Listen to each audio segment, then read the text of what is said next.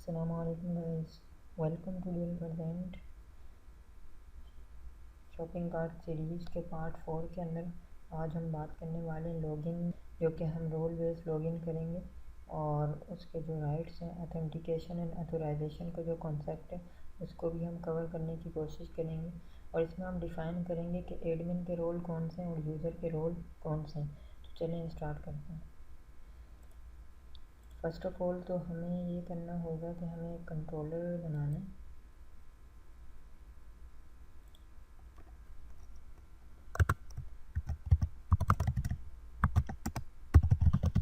हमें एक अकाउंट का कंट्रोलर बनाना है और उसके बाद हमने इसके अंदर डेटाबेस को सेटअप करना है।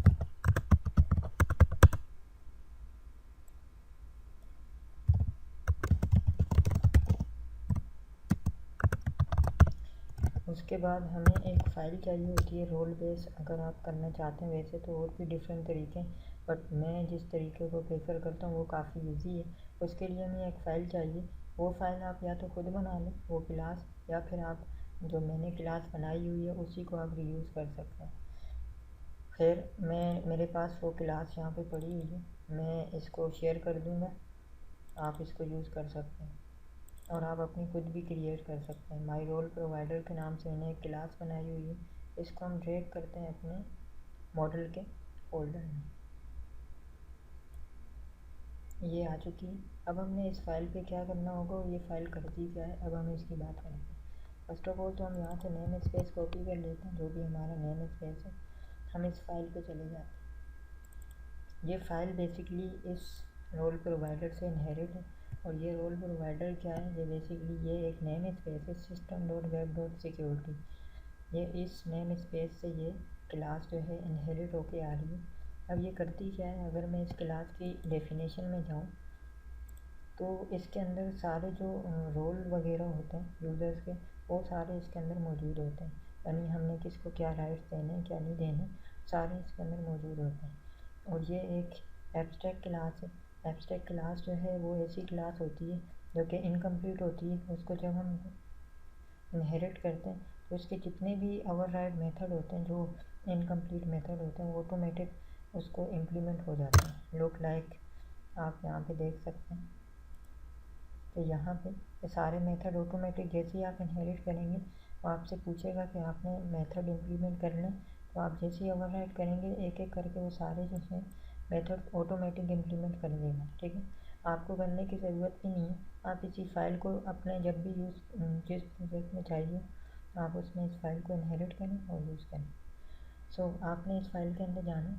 यहाँ पे हमें क्या चेंजिंग करनी होती है, हमें सबसे ऊपर ये जो नेम स्पेस है इसमें हमें अपना नेम प्रोजेक्ट का नाम देना है। ठीक है, यहाँ पे नेम स्पेस में अपना नेम स्पेस कॉल करना है। उसके बाद हम यहाँ पे अपना डेटाबेस सेटअप करते हैं। देन हमें ये करना होता है नीचे जाके गेट रोल फॉर यूज़र, इस हिस्से पे जाके हमें ये करना है obg.user टाइप। हम क्या करना चाह रहे हैं कि जो हमारा यूज़र है इसके अंदर जो हमने यहाँ पे एक रोल टाइप बनाई है, इसके बिहाफ पे हम जो है मतलब के रोल बेस करेंगे। किस तरह, मैं आपको दिखाता हूँ। बेसिकली जो हमारे यूज़र होंगे, जो भी विजिटर आएंगे, जो अपने आप को रजिस्टर करके ऑर्डर बुक करेंगे, वो हमारे यूज़र हैं। और एडमिन जो है डिफ़ॉल्ट मैनुअली ऐड करना पड़ता है, तो एडमिन की हमने रोल टाइप रखी हुई है 1। और बाकी जितने भी यूज़र अपने आप को रजिस्टर करेंगे थ्रू वेबसाइट वेब पोर्टल, तो वो जो है अपना उनकी जो आईडी होगी वो 2 होगी, उनकी जो रोल टाइप होगी वो 2 आ रही होगी। तो हमने यहाँ पे जाना है और यहाँ पे हमने अपना रोल टाइप दे देंगे। ठीक है, ये वाली, क्योंकि हमने यहाँ पे TDL यूज़र कॉल किया हुआ है जो हमारा टेबल का नाम है। ठीक है, और ईमेल से आप लॉगिन करना चाह रहे हैं तो आप ईमेल रखेंगे। अगर आपने यूज़र नेम रखा हुआ है तो आप यूज़र नेम रखेंगे। अगर आपने नेम रखा हुआ है तो नेम यहाँ पे आपको मेंशन करना होगा। ठीक है, यहाँ पे हमने वो कॉलम दे दिया। इस फाइल में तो हमें इतनी चेंजिंग करनी थी।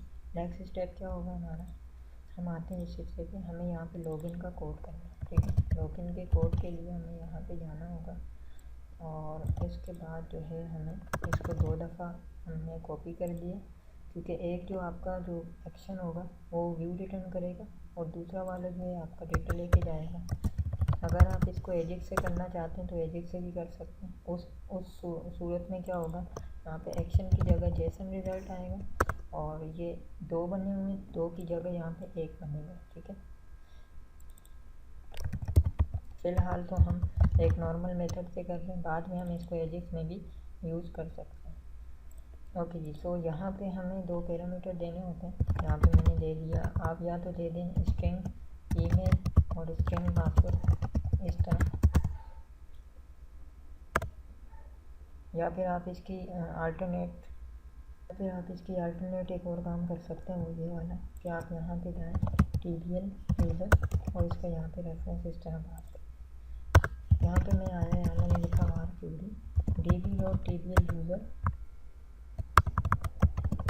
यूज़र डॉट, यहाँ पे मैंने किया सिंगल डॉट डिफ़ॉल्ट और उसके अंदर यहाँ पे मैंने मेंशन कर दिया लैम्डा एक्सप्रेशन के अंदर m डॉट ईमेल इक्वल होगी किसके, t डॉट ईमेल के and m dot password equal होगा t डॉट पासवर्ड। उसके बाद हम यहाँ कंडीशन लगाते हैं, अगर QD not equal to null, यानी डेटा इसके अंदर मौजूद है, तो फिर क्या करें, यहाँ पे हम एक नेम स्पेस कॉल करते हैं जो हमने सिस्टम डॉट वेब सिक्योरिटी का रोल प्रोवाइडर में कॉल किया, क्योंकि हम बाहर रोल बेस करना चाह रहे हैं। तो यहाँ पे आप लिखें वेब सिक्योरिटी, तो आपको नीचे जो है फाइल एक मिलेगी, एक क्लास मिलेगी फॉर्म्स ऑथेंटिकेशन के नाम से, ये वाला। इसका आपने जो है इसमें जाना सेट ऑथेंटिकेशन, यहाँ पे आपने जाके मेंशन करना है QD डॉट ईमेल, जिससे आप लॉगिन करना चाह रहे हैं। और ये जो ऑथेंटिकेशन का मेथड है ये डायरेक्टली उस क्लास में जाके हिट होगा जहाँ जो रोल प्रोवाइडर की हमारी क्लास, यहाँ पे हम जाते हैं और यहाँ पे हम कर देते हैं फॉल्स। ठीक, उसके बाद हम सेशन बनाएंगे। सेशन किस लिए कि क्रॉस जो पेजेस बनेंगे उसमें हम क्रीडेंशियल को शो करवा सकें कि इस वक्त कौन सा बंदा लॉगिन है।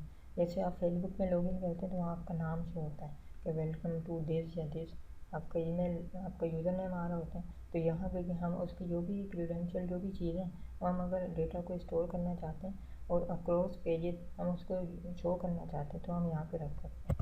ज़रूरी नहीं कि सिर्फ आप लॉगिन के लिए यूज़ करें, सेशन को और भी डिफरेंट जगहों पे यूज़ किया जाता है, लाइक एड टू कार्ट और भी डिफरेंट जगहों पे जहाँ हमें अक्रॉस पेजेस डेटा को स्टोर करना होता है।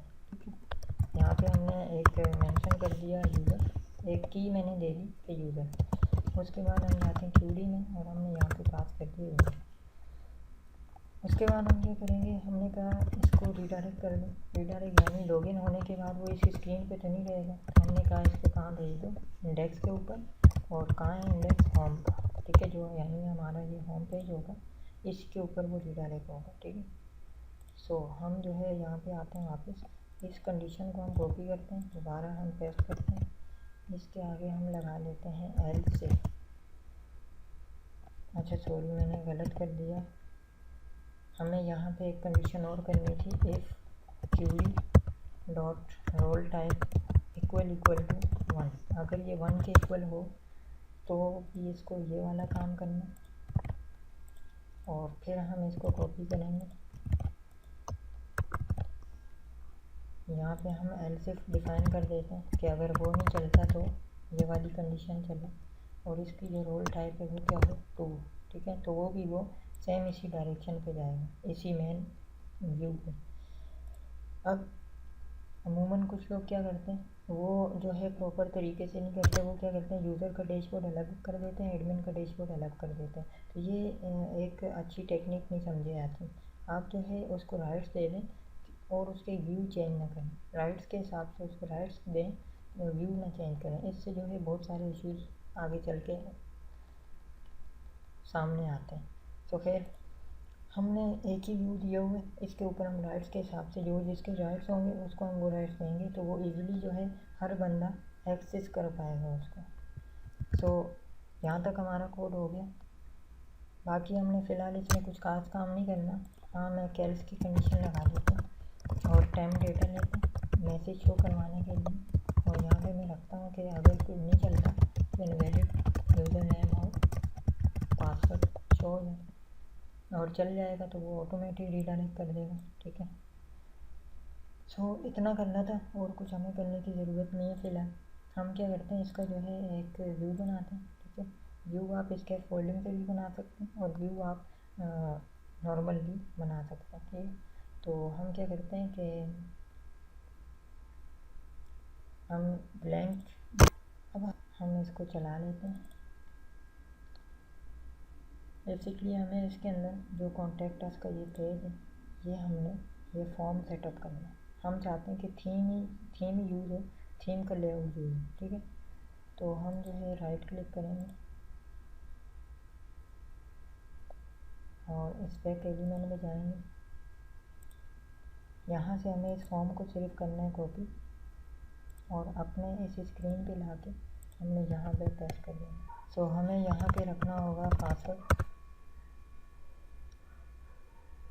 इस सेक्शन को हम हटा देते हैं और इस फॉर्म के हम बंद करके इसके अंदर रखेंगे, इसके ऊपर लगाएंगे HTML लेकिन फॉर्म, जो कि जब भी हम HTTP पोस्ट यूज़ करते हैं तो हमें ये लगाना होता है। ठीक है, और इस फॉर्म को हम इसके अंदर रखेंगे और यहाँ पे हम जो है एक H3 लेते हैं और यहाँ पे हम पास करते हैं टाइम डेटा और वो जो मैसेज जो यहाँ पे कॉल होगा, और इसको हम जो है स्टाइल पे जाके, वैसे तो हम बूटस्ट्रैप की क्लास भी लगा सकते हैं लेकिन अभी मैंने ये लगा लिया। यहाँ पे वो मैसेज आ जाएगा अगर ये इनकेस नहीं चलता है। ठीक है, यहाँ तक काम हो गया। अब हमें जो है नेक्स्ट आखिरी स्टेप क्या करना होगा, कुछ 1-2 स्टेप बाकी इसको लॉगिन करने के। ठीक है, लॉगिन तो हमारा ये हो जाएगा। ठीक है, सो हम जो है अभी हमें राइट्स भी देने। ठीक है, और राइट्स देने के लिए हमें सबसे पहले तो अपने यहाँ पे वेब कॉन्फ़िग में आना होगा। यहाँ पे हमें कुछ चेंजिंग करनी होती है system.web के अंदर। ठीक है, यहाँ पे ठीक है system.web में जाके यहाँ पे हमें कुछ परमिशन बेसिकली देनी होगी, जो कि हम ज़ाहिर रोल प्रोवाइडर यूज़ कर रहे हैं तो उसके लिए हमें कुछ परमिशन एक्स्ट्रा देनी पड़ती है। सो ये आपने एक छोटा सा काम, इस यहाँ पे हमने कुछ परमिशन लगानी है, कुछ बेसिकली कंडीशन लगानी है इफ़, और यहाँ पे मैं जाके लिखूँगा यूज़र आइडेंटिटी इज़ ऑथेंटिकेटेड, यानी कि यूज़र अगर यहाँ पे मैं लगाता हूँ अगर यूज़र लॉगिन नहीं है, इज़ ऑथेंटिकेटेड नॉट इक्वल का मतलब यानी ये इसका लॉगिन अगर नहीं है, यानी विजिटर है कोई, तो उसको क्या चीज़ दिखेगी, तो उसको ये सब दिखेगा। ठीक है, और अगर कोई बंदा लॉगिन होता है तो लॉगिन कौन होगा, वही होगा जो रजिस्टर्ड। यहाँ पे हम कंडीशन लगाते हैं इफ़ अगर यूज़र आइडेंटिटी इज़ ऑथेंटिकेटेड हो तो फिर क्या दिखे उसको। इसके अंदर हम अगेन कंडीशन लगाएंगे इफ़ अगर यूज़र इज़ इनरोल्ड, यानी उसका जो रोल हो 1 तो 10। ठीक है, तो एडमिन को क्या क्या दिखना चाहिए, एडमिन, और उसके अलावा वो उसको ड्रॉप डाउन शो होना चाहिए। तो ड्रॉप डाउन तो अभी है नहीं, तो हम अपने मेन्यू पे जाते हैं, ये जो ऊपर मेन्यू है इसको हम सेलेक्ट कर लेते हैं। मेन्यू को सिलेक्ट करते तो ये देखें ड्रॉप डाउन आ रहा है, इसको आपने यहाँ से राइट क्लिक करके कॉपी कर देना। यहाँ पे आके हम जो है प्रोडक्ट्स के हिस्से में बजाय ये रखने के हम वो मेन्यू पेस्ट कर देते हैं।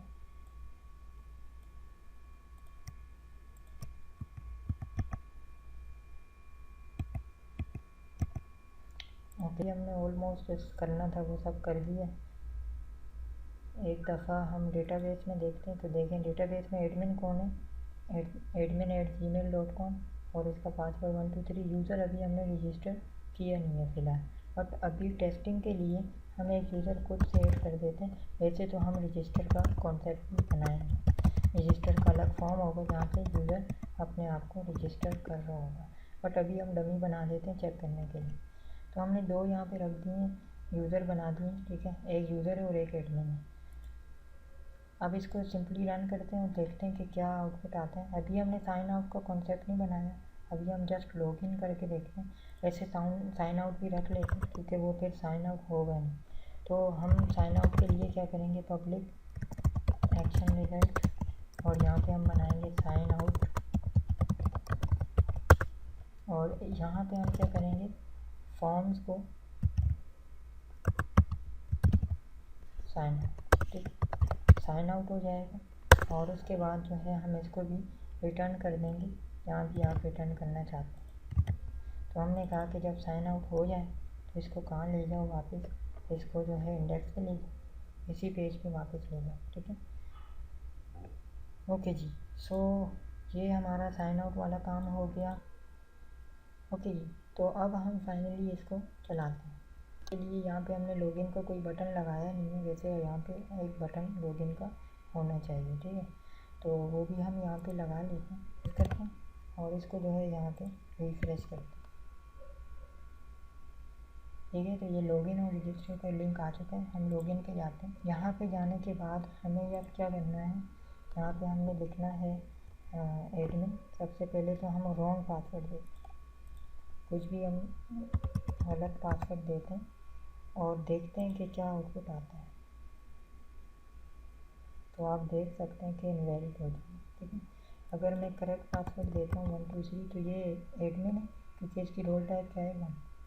तो अब अगर मैं इसको लॉगिन करता हूँ तो अभी देखें राइट्स क्या आ रहे हैं, जैसे ही मैं लॉगिन करूँगा इसके राइट्स चेंज हो गए। चूँकि एडमिन है तो इसको एडमिन की चीज़ें शो होगी। और यहाँ क्या लिखा है, वेलकम टू एडमिन, इसको हम सेट कर देंगे इसके अंदर रखने को, ठीक है। ओके, तो इसको हम लॉग आउट करते हैं। आप देखें लॉग आउट हुआ तो ये अथेंटिकेशन ख़त्म हो गई इसकी, ये वापस नॉट अथेंटिकेटेड पे आ चुका है, ठीक है। फिर हम दोबारा लॉगिन पे जाते हैं। उसके बाद जो है हम यहाँ पे यूज़र को लॉगिन करके देखते हैं 1 2 3 लॉगिन। तो ये हमारा यूज़र के जो क्रेडेंशियल में जो भी उसके राइट्स हैं वो यहाँ पे शो हो रहे हैं, ठीक है। तो ये देख सकते हैं आप यूज़र के राइट्स आ रहे हैं।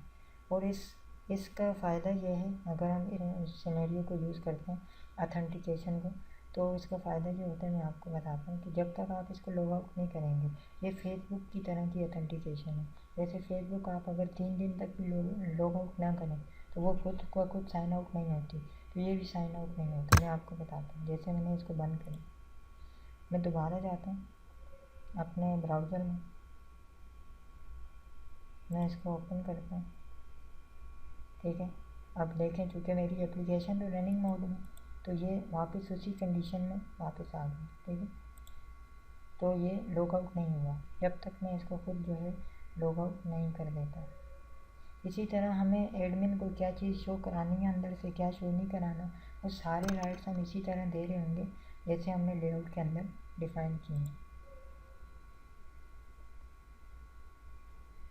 ठीक है। तो ये एक बेस्ट प्रैक्टिस है अथेंटिकेशन की। होपफुली आपको इस वीडियो में लॉगिन रजिस्टर का कॉन्सेप्ट समझ आ गया होगा। इस वीडियो में कोई भी कन्फ्यूजन हुई हो तो आप कमेंट करके ज़रूर पूछें। और अगर आपको ये वीडियो पसंद आई तो इस वीडियो को लाइक करें, शेयर करें। और अगर आप चैनल पर नए हैं तो चैनल को सब्सक्राइब करें, बेल का आइकन प्रेस करें ताकि तमाम लेटेस्ट वीडियोस आप तक पहुंचती रहें। मिलते हैं नेक्स्ट वीडियो में किसी नए टॉपिक के साथ, तब तक के लिए अल्लाह हाफ़िज़।